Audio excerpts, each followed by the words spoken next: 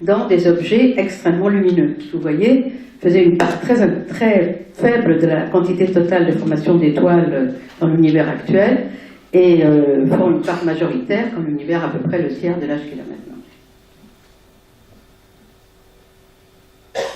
Voilà, donc, alors, est-ce que tout ça est dû à des conditions? Je ne veux pas vous montrer ça en avant, en plus je pense que David vous l'a montré, mais est-ce que je suis désolée d'avoir aussi pas mal de transparents en anglais, mais je dirais que la question qui reste à voir là, c'est ce que je vous disais tout à l'heure. Est-ce que tout ceci est dû à beaucoup plus de collisions par le passé? Les galaxies étaient plus proches, évidemment, quand l'univers n'avait pas... la taille de l'univers était moins... l'échelle de l'univers était moins grande. Est-ce que c'est à cause de ça qu'il y avait beaucoup plus de formation d'étoiles? Est-ce que c'était toujours dans des collisions de galaxies? Eh bien, les résultats qu'on a obtenus semblent montrer plutôt que, en fait, le taux de formation d'étoiles dans la galaxie dépend essentiellement de combien de masse il y a déjà dans la galaxie en étoiles et de combien de gaz il y a dans la galaxie. Et que ce n'est pas les épisodes de collision de galaxies qui sont les plus importants. Mais ça, c'est ce que David et notre groupe enfin soutient, mais c'est un sujet de discussion et tout le monde n'est pas d'accord. Donc si un jour quelqu'un vous dit le contraire, c'est comme ça que ça se passe en recherche. Quand on cherche des galaxies le plus lointaines possible, c'est compliqué parce que, évidemment, quand elles sont très lointaines, même celles qui n'ont pas encore beaucoup de poussière et qui pourraient émettre de l'ultraviolet, l'ultraviolet est poussé aussi quand même vers l'infrarouge. Et donc, là aussi, il fallait des moyens importants en infrarouge pour pouvoir les voir. Et aujourd'hui, les galaxies les plus lointaines qu'on arrive à voir sont des galaxies qui sont... Là, je vous montre le champion. Et c'est une galaxie qui s'est formée quand l'univers n'avait que 700 millions d'années, qui est évidemment rien du tout par rapport à son âge actuel de 13,8 milliards d'années. Et ce qui est intéressant, c'est que cette galaxie est aussi une énorme galaxie avec une formation d'étoiles qui est 30 ou 50 fois celle qu'il y a dans notre galaxie actuellement, et aussi qu'on voit qu'elle avait déjà des éléments lourds, c'est-à-dire qu'avant on se disait, bon, tout à fait au départ, on n'avait pas encore fait d'éléments lourds, on n'avait pas encore eu d'étoiles, on n'aurait que des toutes petites galaxies, il ne se passerait rien. Eh bien non, on trouve déjà de très grosses galaxies avec déjà plein d'éléments lourds très tôt dans la vie de l'univers. Donc toutes nos idées sur ces sujets sont bouleversées. Bon, j'avais pas mal d'autres choses, je ne sais pas, peut-être vous raconter encore celle-ci et du coup je ne vais pas aborder les autres sujets que je vais aborder. Alors je reviens à ALMA. Je vous ai dit, on a trouvé cette très grosse galaxie, alors on n'en a pas trouvé d'autres, on a du mal à les trouver, d'abord parce que c'est difficile, mais aussi parce que on pense que peut-être, justement comme ça se passe dans des objets aussi lumineux, il y a une dispersion du gaz qui fait que les méthodes de détection qu'on utilise ne marchent peut-être pas. Donc, quelle serait une autre façon d'aller détecter des galaxies ou des galaxies en formation très très tôt dans la vie de l'univers? Les galaxies en formation, eh bien, ce qui est intéressant, c'est justement de détecter le gaz qu'elles ont dedans, et ça, c'est tout à fait le genre de choses que peut faire ALMA. Si on prend une galaxie très lumineuse qui forme des étoiles, son spectre a une grande bosse, donc, dans l'infrarouge lointain, due à l'émission de toute cette poussière chauffée par la formation d'étoiles et peut-être aussi par le trou noir central, ce que vous voyez en haut. Puis ensuite, si vous l'envoyez de plus en plus loin, alors vous la verrez moins lumineuse, évidemment, parce qu'elle est plus loin, mais le voyez aussi décalé vers le rouge. Et la forme du spectre est tellement particulière que vous voyez que toutes ces courbes se croisent là.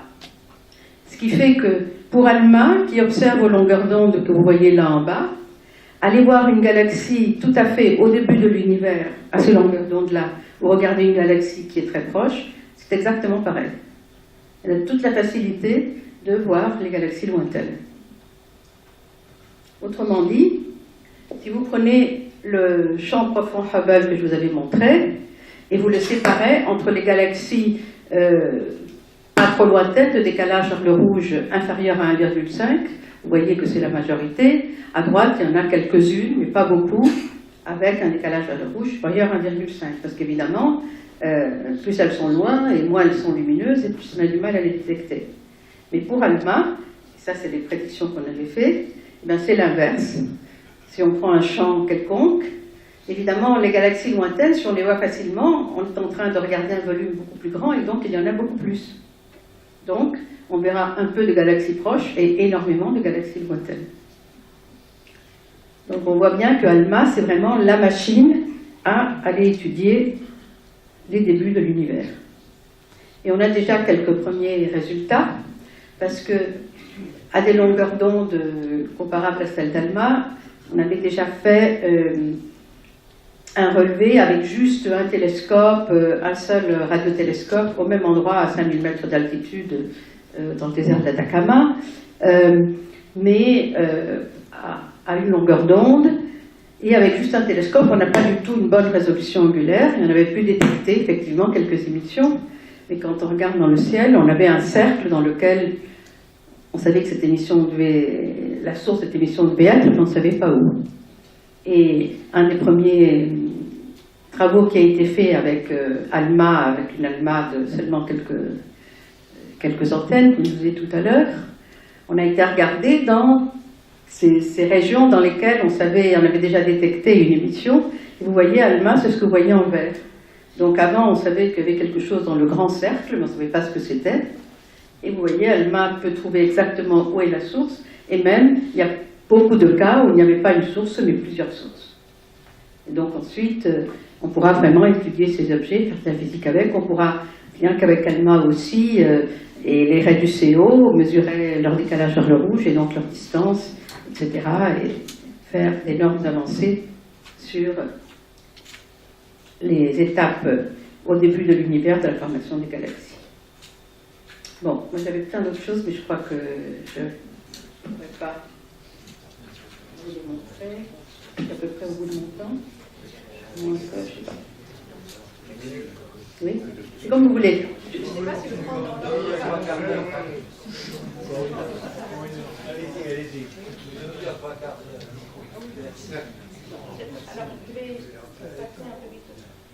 C'est compliqué avec un auditoire comme le vôtre, parce que je sais que vous savez déjà la pratique. Je sais que vous savez déjà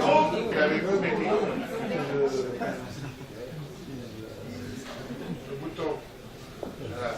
Voilà, je sais que vous savez déjà beaucoup de choses, mais parfois je m'inspire. Bon, là c'était pour rappeler qu'il y a aussi évidemment la masse manquante dans l'univers, mais donc je passe. Non.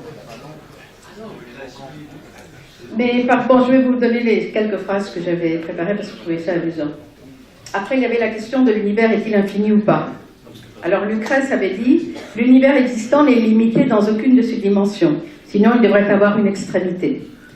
Et il n'importe en quelle région de l'univers on se place, puisque toujours, quelque lieu que l'on occupe, on laisse le tout immense s'étendre également dans tous les sens. » Alors cette question de l'univers est-il infini ou pas avait pas mal préoccupé Einstein, puisque lui au début, quand il a fait la théorie de la relativité restreinte, puis ensuite il a commencé à penser à la relativité générale, il voyait un univers fini. Et ensuite, vous savez qu'il a dû accepter que l'univers est en expansion, et il s'est mis avec De Sitter, et il a fait un modèle d'univers infini. C'est une question qui l'a toujours beaucoup gêné, donc il disait « Seulement deux choses sont infinies, l'univers et la stupidité humaine. Et je suis seulement sûre pour la deuxième. » Bon.